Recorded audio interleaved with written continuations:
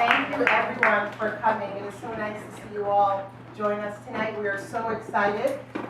First, I do want to start off by thanking Anne-Marie and Arpel for opening up their home for us for this wonderful event. Thank you so much. And thank you to all the coordinators, Barbara and Tandy, who helped put everything together, and everyone that has been part of our team. We really, truly appreciate it. So thank you all for coming. Like Tandy said, I am Maureen Jones. My husband, Greg, is here with me, and The first husband, as we call him. We have lived in Maplewood for 4 years with our 2 daughters who are at Clinton, a 4th grader and a first grader. And the irony of it is our 2 daughters are Clinton students in the ELL school for the community. So, which really brings my life full circle in a way, because I emigrated from Haiti to the United States. So I know completely what it's like to be an ELL student, to have to look at teachers and try to figure out through cues and gestures what's going on in the classroom. But I also remember what it was like to have teachers who really sought me out and made sure that they were there to support me, to encourage me, and help me through those situations. So in a way, education has been the backbone of my life in so many ways. As I volunteered at my kids' school in Clinton and started participating, I became the ELL liaison for the district, which again, my life comes full circle. I know people offered to help me, and this was a great way for me to give back to the community. So I participated as the ELL liaison, making sure documents and flyers were translated, even making phone calls to reach the community. They're part of our school. We want them engaged. We want them to be part of our activities and our events. So I felt it was really important to reach out to them. That followed by being PTA Vice President, and then just last year completing my role as President of the PTA. So here I am again. Along with that, in my professional career has been about helping people. As a speech-language pathologist, I have the joy of helping people to communicate. What better job than that is there to have? So I've had the fortunate opportunity to work in the public schools, in private schools, in charter schools, in the community and home models. I've worked with parents outreaching and educating to them about what it means to have a speech-language deficit.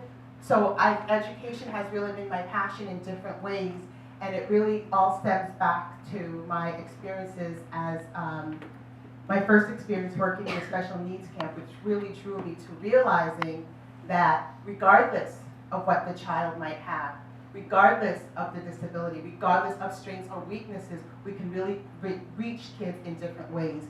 All it takes is really the importance to really be engaging and to connect with the kids.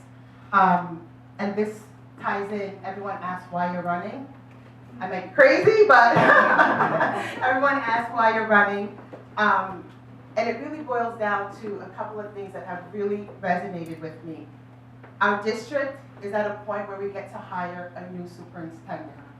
How critical and crucial is that for our community, for our kids, for our district, for our teachers, for our administrators? Because we know that for the years to come, that superintendent will shape our district in so many ways. So to be able to be part of that policy, to be able to be part of that process, I think is so important to ensure that our district continues to move forward and not backwards. I talked about good teaching a little bit earlier on, and I really think that I have seen my kids, my daughters, have good teachers at Clinton.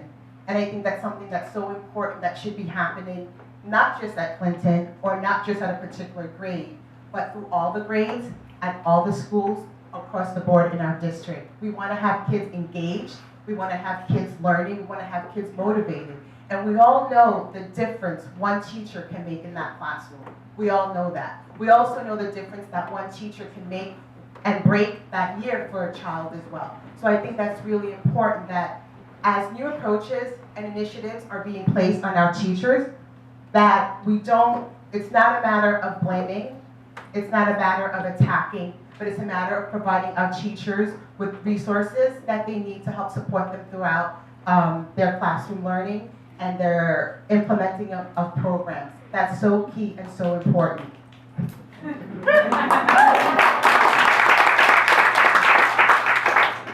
also know how it's really important that we support parents to navigate their education in their, as their kids go through their educational path. So many times we find parents are at a loss for different things where they don't know who to go to, who to talk to, how to handle certain things. So that's really key. Something as like an IEP process or a 504 process. A lot of parents are not aware about how to navigate that process.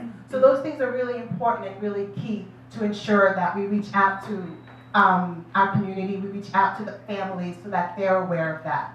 But regardless of whether a child is a gifted child or a struggling learner, we need to make sure that all our kids are supported.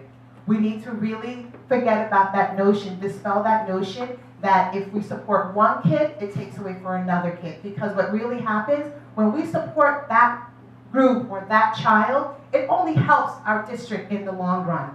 If our district grows, if that child succeeds, our district succeeds. And that's what we really have to remember as a community and as a whole.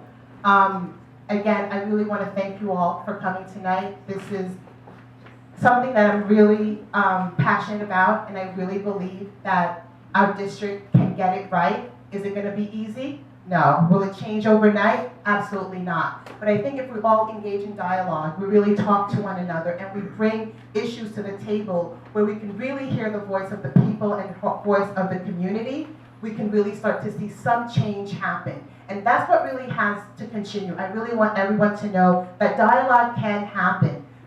But let's make it constructive, let's make it informative, and let's make it a way for us to bring everybody together so that we have a superintendent that listens to our community and that we also show him or her that this is a district that they want to be a part of. So thank you again for coming tonight. Thank you for joining us on this campaign. We are excited to have you on board with us, and we hope that you go back and excite your neighbors, your friends, your family, whoever lives in the community as we get ready to get started. Elizabeth and I are on this journey together, and we are so thrilled to have you join us. So thank you again for coming. And I will introduce Sharon, who will introduce Elizabeth.